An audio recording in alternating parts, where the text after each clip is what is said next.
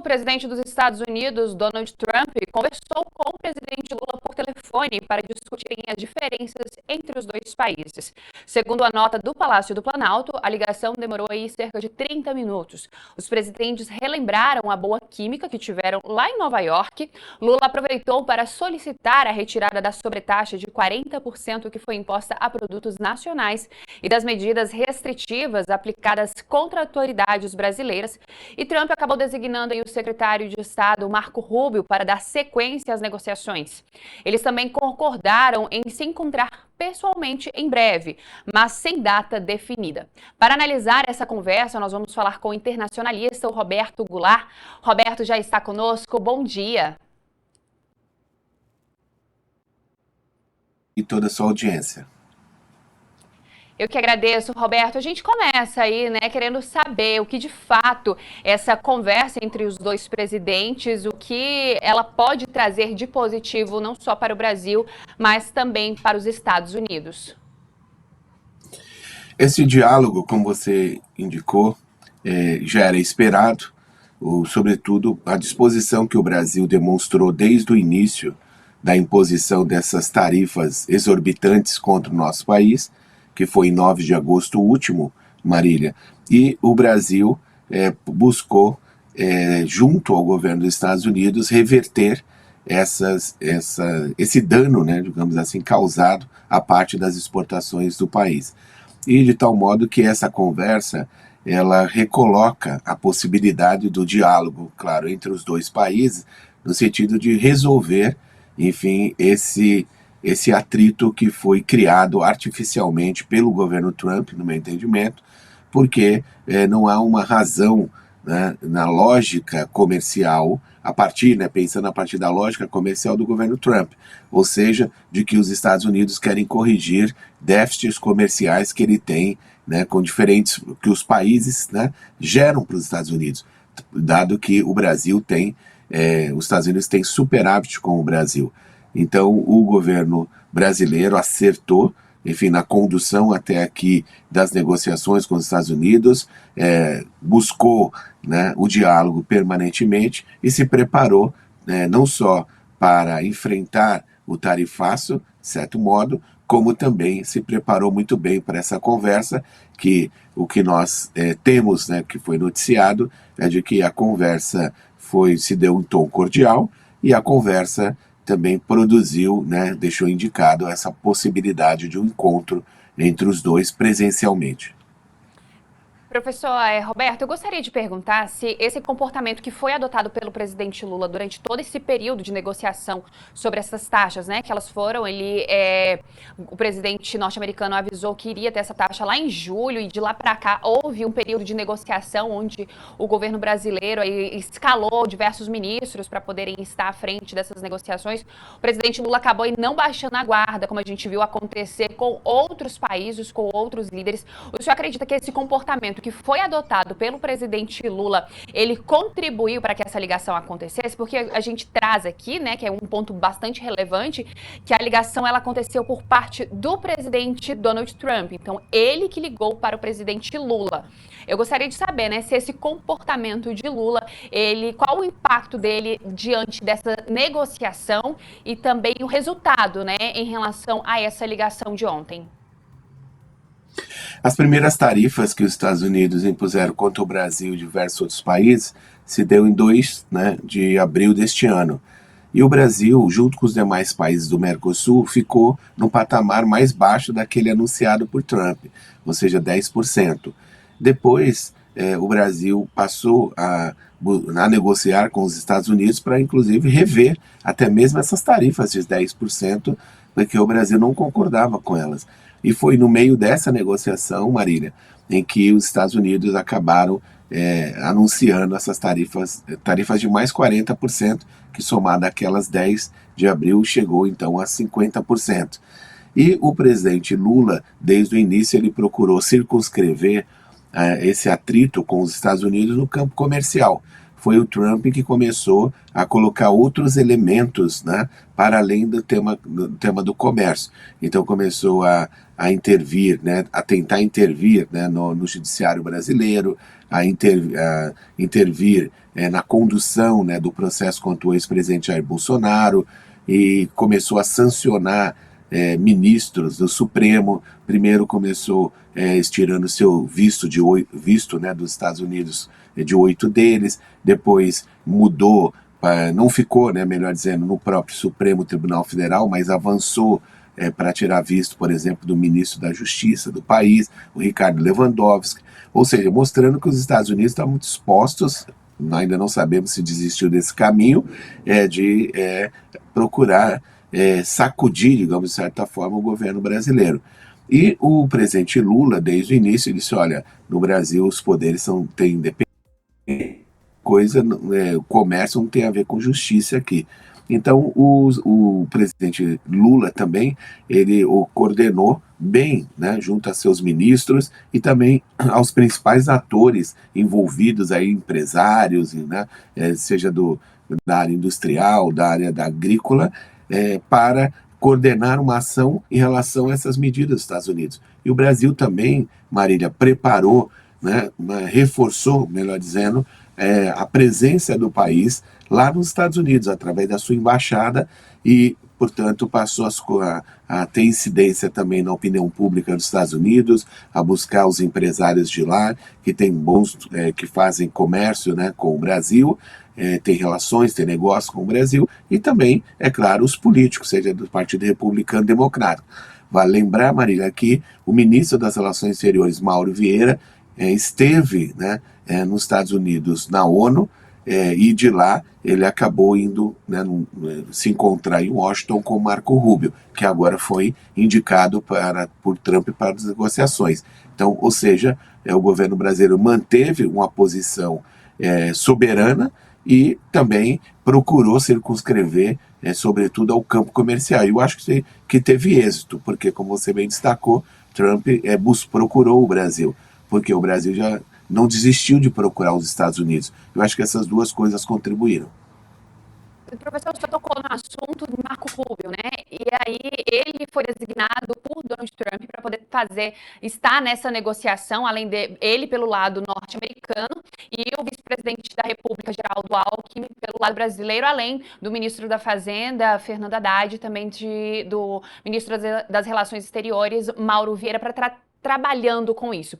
Por um lado, essa indicação de Marco Rubio, ela foi comemorada, a gente diz aí do lado bolsonarista, a gente diz desses aliados do ex-presidente Jair Bolsonaro, porque diz que ele está alinhado ali ao que eles querem, né? Porque a gente traz também, a gente relembra, professor, que nós tivemos aí o filho do ex-presidente Jair Bolsonaro, Eduardo Bolsonaro, que está lá nos Estados Unidos, ele que veio ali dizendo que trabalhou para que essas sanções pudessem acontecer, tanto essas sanções envolvendo aí os ministros de governo e também essas sanções econômicas. Essa indicação de Marco Rubio, o que ela significa de fato? O governo, ele diz que não tem problema, que a indicação foi de Donald Trump e toda a tratativa será com Donald Trump, apenas essa indicação de Marco Rubio, porque precisa ter alguém indicado ali para poder fazer esse meio de campo nessa articulação. E, por outro lado, essa indicação foi comemorada porque diz que Marco Rubio pode dificultar com que essa articulação e negociação ela possa não avançar. Qual é a avaliação do senhor em relação a essa indicação de Marco Rubio? Eu acho que ainda é preciso aguardar um pouco, até que ocorra o encontro entre os dois presidentes. Eu acho que o importante foi que na conversa do Lula com o Trump, Marília, é que eles já indicaram quem são os negociadores, quem fala de lado a lado, como você bem destacou. Agora, o conteúdo, o ritmo, a dinâmica das negociações, a gente não pode reduzir a uma personalidade, né? Até porque há muitos interesses envolvidos de lado a lado. Então, o presidente Trump, eu acho que quando se encontrar com o presidente Lula, eles vão dizer, olha, aí sim os dois vão definir quais são os parâmetros dessa negociação. Vão dizer, olha, nós vamos conversar sobre aço, nós vamos conversar sobre produtos agrícolas, nós vamos conversar sobre produtos industriais, qual é o patamar mínimo de tarifa que o Trump está disposto a negociar. Depois enfim, iniciado, indicado por eles, né, Marília, sobretudo pelo lado dos Estados Unidos, quais são os parâmetros, aí os negociadores entram em campo. Agora, por outro lado, nós sabemos que também Trump, ele vai e vem, né? Tem um zigue-zague aí nas suas decisões. Agora, quem que ele poderia indicar além de Marco Rubio? Provavelmente o secretário de Comércio, né? Por quê? Porque é afeito à pasta dele. Agora, eu acho que essa comemoração, como você bem indicou aí, né, daqueles que estão torcendo contra o país, né, enfim, porque vale lembrar, né, Marília, que tarifas exorbitantes significam desemprego, significa possibilidade, infelizmente, né, de fechamento de empresas, de arruinar, né, com pequenos negócios, médios negócios no Brasil, porque as grandes empresas como a Embraer, elas conseguiram, né, entabular negociações com os Estados Unidos. Então a gente não está dizendo aqui mais de uma dificuldade que a Embraer está enfrentando nos Estados Unidos. Ainda bem, nenhuma empresa deveria estar enfrentando, porque essas medidas são medidas desproporcionais e elas não têm fundamento econômico, comercial. E, portanto, esse pequeno grupo que comemora, na verdade, eles estão, enfim, ainda tentando salvar parte, né, da estratégia que eles traçaram, que é a estratégia de se colocar contra, infelizmente, né, arrumar meios no exterior de boicotar a economia e o desenvolvimento do nosso país.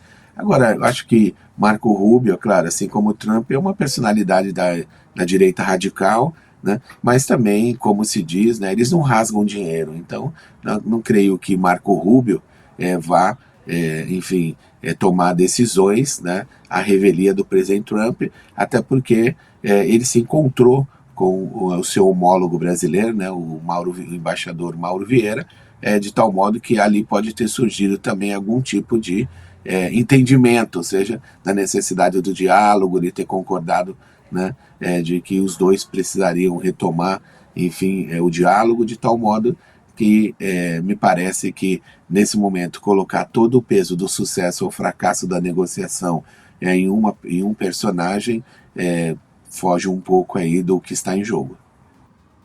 Professor, a gente tem bastidores, né, dessa conversa, porque assim, o Palácio do Planalto divulgou uma nota bem formal, assim como a Casa Branca também, dessa conversa, que a princípio não estava nem na agenda dos presidentes, tinha ali que ela poderia acontecer, mas o que se fala é que ela já estava marcada, já estava agendada, só não foi divulgada por receio, né, de ali não haver essa ligação, ou então do presidente Lula acabar sendo constrangido pelo presidente Donald Trump, mas acontece que teve essa conversa. Os bastidores dizem que ela foi bem cordial, teve até piadas sobre questões de idade. O presidente Lula vai fazer seus 80 anos agora em outubro, Donald Trump também, ali, eles bem próximos ali de idade.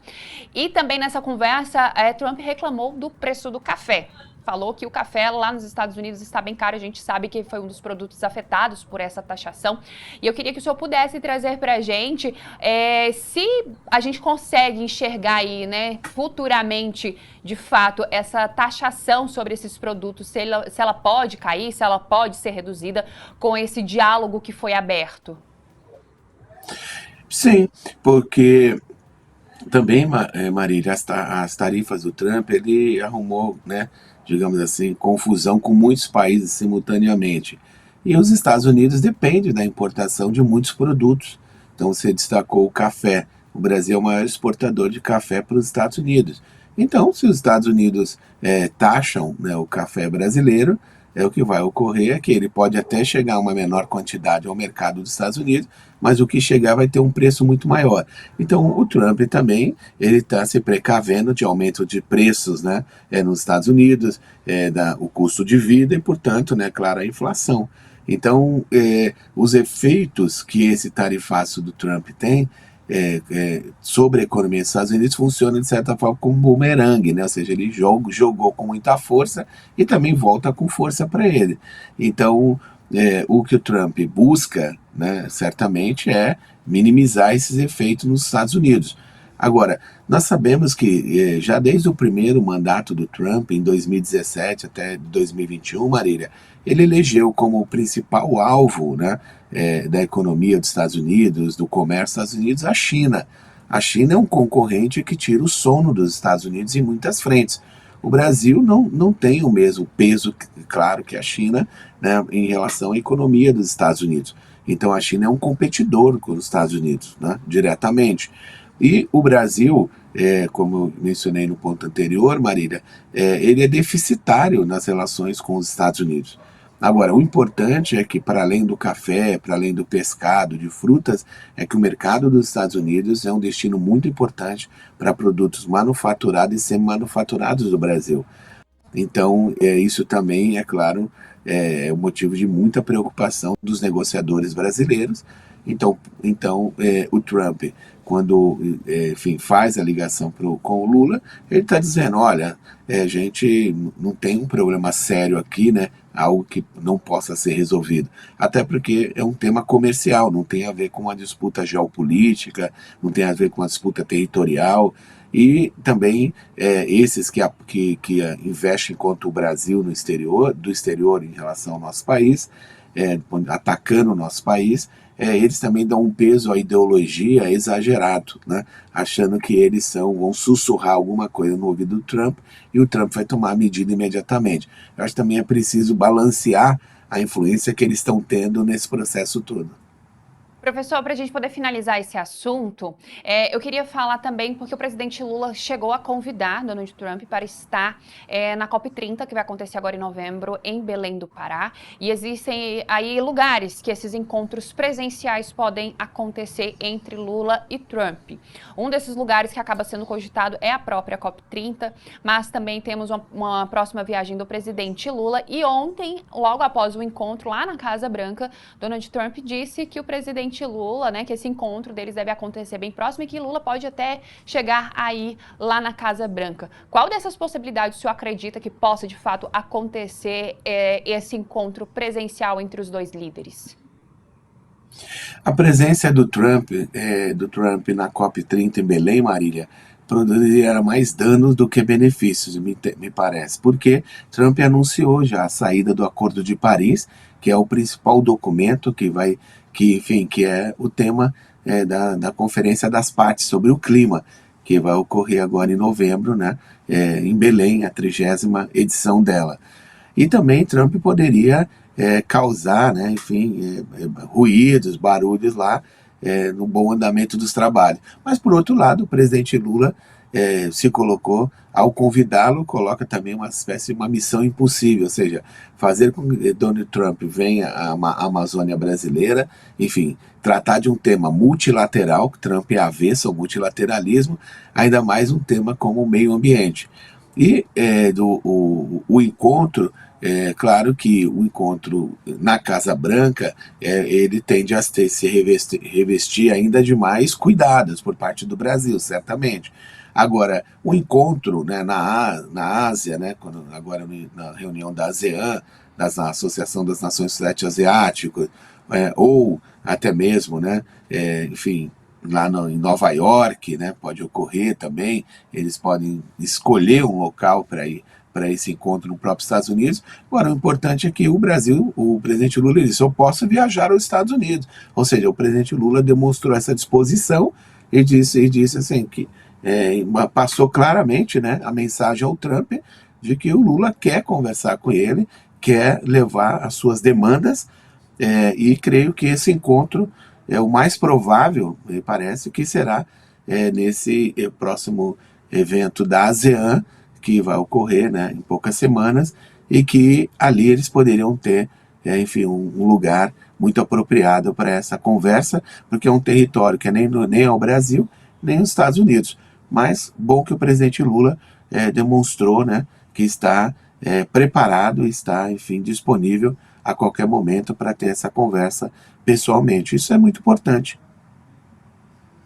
Eu disse que eu iria encerrar, mas eu acabei lembrando de uma questão, acho que é importante a gente trazer aqui, porque a gente falou sobre o ex-presidente Jair Bolsonaro, todo esse trabalho, essas tratativas que foram feitas por Eduardo Bolsonaro lá nos Estados Unidos, mas nessa conversa, o que as pessoas que participaram afirmam é que não houve citação do nome do ex-presidente Jair Bolsonaro e nem também de uma outra figura que é bastante importante, que é o ministro Alexandre de Moraes, ele que recebeu sanções aí, teve seu visto cancelado retirado lá, suspenso pelos Estados Unidos, não só dele, mas também da sua esposa.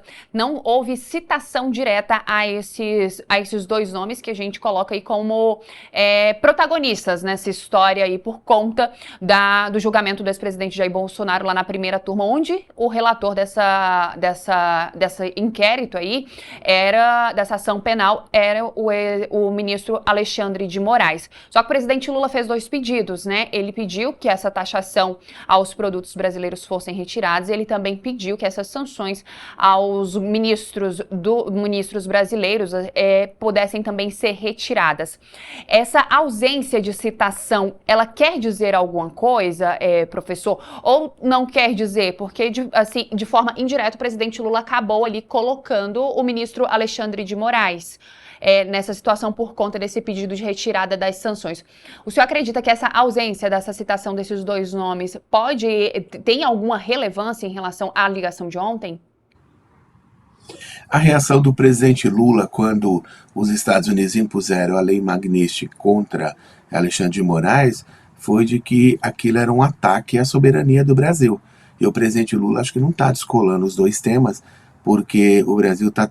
E ele busca tratar, né, me parece, de maneira integrada, ou seja, não é porque o Brasil vai resolver o seu problema comercial ali com os Estados Unidos que ele vai aceitar, né, uma violação da sua soberania. Então, eu creio que isso vai ficar para o momento, né, do encontro presencial e também, uma vez retirada as sanções, acabou o objeto principal, ou seja, Trump estaria usando as sanções contra o Brasil como um instrumento de chantagem, né, para chantagear, melhor dizendo, para chantagear o Brasil para atingir outros objetivos que não tem nada a ver com o comércio e nem com a economia. Então, portanto, o presidente Lula, eu acho que não caberia, me parece, né, logo de cara, já colocar assim, as exigências pormenorizadas que o Brasil tem, porque como mencionei no momento anterior, Marília, creio que é no encontro presencial que eles vão criar o parâmetro, né, de como eles vão entabular essa negociação, qual vai ser a dinâmica dessa negociação. E é claro que o Brasil não vai separar, né, enfim, a agressão, porque isso é uma agressão, né, contra cancelar um visto do ministro da Justiça do Brasil. O que ele fez para ter o visto cancelado? Até porque não podemos associar o visto a apenas as férias, o lazer do ministro e da sua família, mas é porque ele tem compromissos no exterior, né? Então, por exemplo, se o ministro está viajando para um outro país que precisa fazer uma escala nos Estados Unidos, qualquer passageiro precisa ter um visto dos Estados Unidos, mesmo que ele não desça da aeronave. Então, assim, há implicações aí, então, por trabalho dele, por desenvolvimento do trabalho dele. Então, seja por um ministro da Saúde, como agora também recentemente para ir para a ONU, ele poderia andar só próximo do hotel e na ONU. Isso é um absurdo completo. Então, o Brasil mostra que não retirou, melhor, o presidente Lula não tirou a sua insatisfação em relação a isso que é considerado, e está corretamente, uma agressão ao Brasil. Agora, isso também vai ficar eu acho que enfim, um momento correto, que é o momento quando eles estiverem presencialmente, ou que ele não tiver, enquanto não tiver o encontro entre Lula e Donald Trump, também as negociações podem ir seguindo, né, com quem eles indicarem de parte a parte, como nós já comentamos aqui, Marília. E lá isso pode estar colocado também sobre a mesa. E eu acho que estará. Muito obrigada, professor.